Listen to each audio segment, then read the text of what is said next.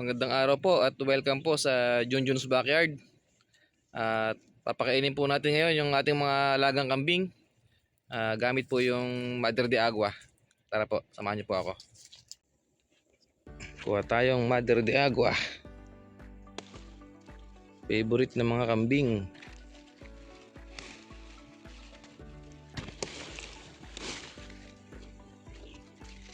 Ang Mother de Agua nga po pala ay sobrang sustansya po nito. Hindi lang po sa kambing kundi pati po sa ibang mga hayop. Pinapakain ko din po ito sa aking mga alagang manok, itik, bibe at gansa. Ayan, yung mga bibe kakain lang nila.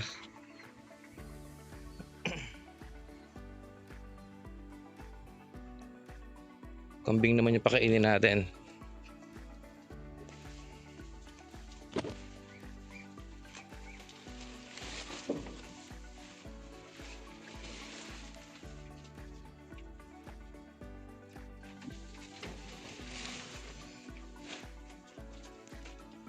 At ito nga po pala yung mga nutrients na tinataglay ng Mother de Agua. Meron po siyang crude protein na umaabot hanggang 23%, crude fiber na umaabot hanggang 15%, calcium na umaabot hanggang 5%, crude fat na umaabot na hanggang 2.66%, at phosphorus na umaabot hanggang 0.41%. Kaya napakasustansya po talaga na ito.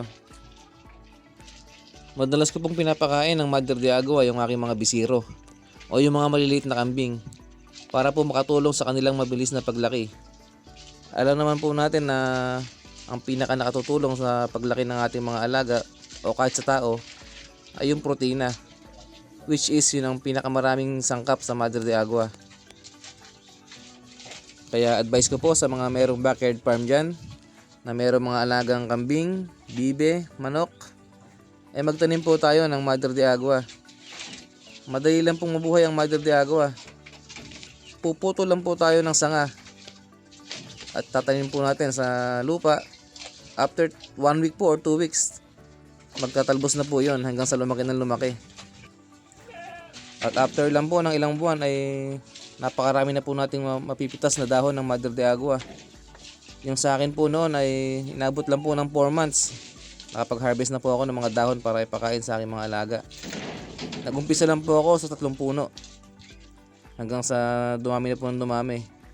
Ngayon po ay mayroon na po akong mahigit 30 pieces na puno ng Mother de Agua dito sa bukid. Sapat na po yun para sa aking mga alaga. At nagbebenta nga din po pala ako ng mga Mother de Agua cuttings o yung mga pinatubo kong sanga. At ito nga po pala yung aking mga Mother de Agua cuttings na binebenta. Yan po, mga buhay na po sila. Ito naman po mga to ay mga bagong patubo po lang po. Maghihintay na lang po ako ng mga 1 week at mayroon na pong mga talbos yan. Ito nga po pala yung iba.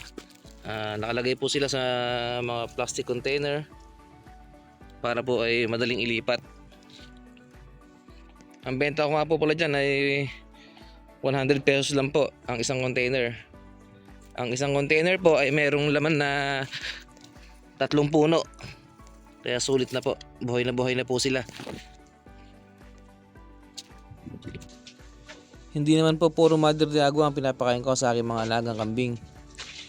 Ginagawa ko lang pong merienda nila, yung Mother de Agua. Pero damo pa rin po ang pinapakain ko sa kanila araw-araw. Maganda rin po itong ipakain sa mga buntis na kambing para magsilbing vitamins sa kanyang mga anak.